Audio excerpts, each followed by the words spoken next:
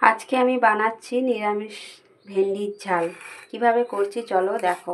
প্রথমে কড়াইতে তেল দিয়ে দিয়েছি, সর্ষের তেল দিতে হবে। তেলটা গরম হয়ে এলে ভেন্ডিগুলো ছেড়ে দেবো, ভাজতে দিয়ে দেবো ভেন্ডিগুলো। দেখো ভেন্ডিগুলো আমি ভাজতে ছেড়ে দিয়েছি।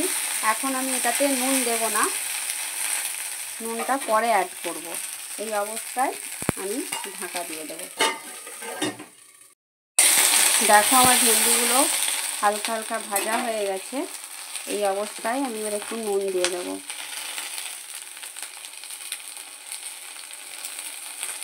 আবারও ভালোভাবে ভাজবো এটাকে, আর ঢাকা দেবো না, এইভাবে ভাজবো। আর দেখো এইদিকে নিয়ে নিয়েছি সরষে, সাদা সরষে আর অল্প একটু পোস্ত নিয়েছি, এটা একটু বেটে নিয়ে আসতে হবে। চলো আগে বেটে নিয়ে আসি। দেখতে পাচ্ছ আমার সুন্দর করে ভেন্ডিগুলো লাল লাল করে ভাজা হয়ে গেছে। এবারে আমি টমেটোটা দিয়ে দেবো। টমেটোটা দিয়ে আবারও ভালোভাবে ভাজা ভাজা করে নিতে হবে। তার সাথে দিয়ে দেবো একটু কাশ্মীরি লাল লঙ্কার গুঁড়ো, আর দিয়ে দেবো একটু হলুদ,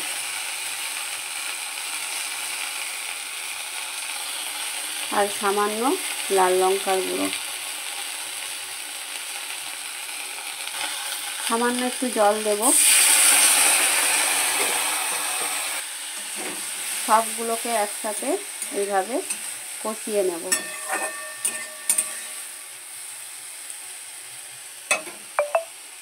একটু ঢাকা দিয়ে দেব। দেখো খুব সুন্দরভাবে আমার কষানো হয়ে গেছে, দেখতে পাচ্ছ কত সুন্দরভাবে হয়ে গেছে। টমেটোটাও গলে গিয়েছে। এইবারে আমি যে সেই সর্ষে পোস্ত বাটাটা রেখেছিলাম এটা ঢেলে দেবো। বাটি ধোয়া জলটাও দিয়ে দিলাম। ভালোভাবে এটাকে ফুটিয়ে নিতে হবে। ভেন্ডি এমনিতেই আমাদের এক ভাতে সেদ্ধ হয়ে যায়, বেশিক্ষণ লাগে না এই রান্নাটা। নিরামিষ দিন এরকম ভেন্ডি সর্ষে পোস্ত ঝাল খেতে খুব ভালো লাগে। এটা একটু ফুটে আসুক, তারপর আবার দেখাচ্ছি তোমাদেরকে। সামান্য একটু চিনি দেব, আর নুনটা যে যা স্বাদ মতো দিতে হবে, আর অল্প একটু জল দিয়েছি।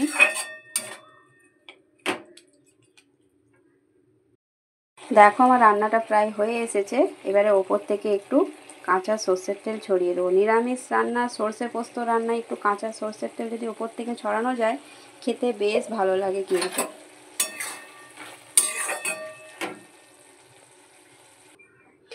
দেখো আমার রেডি হয়ে গেল ভেন্ডি দিয়ে সর্ষে ঝাল, সর্ষে পোস্ত দিয়ে ঝাল।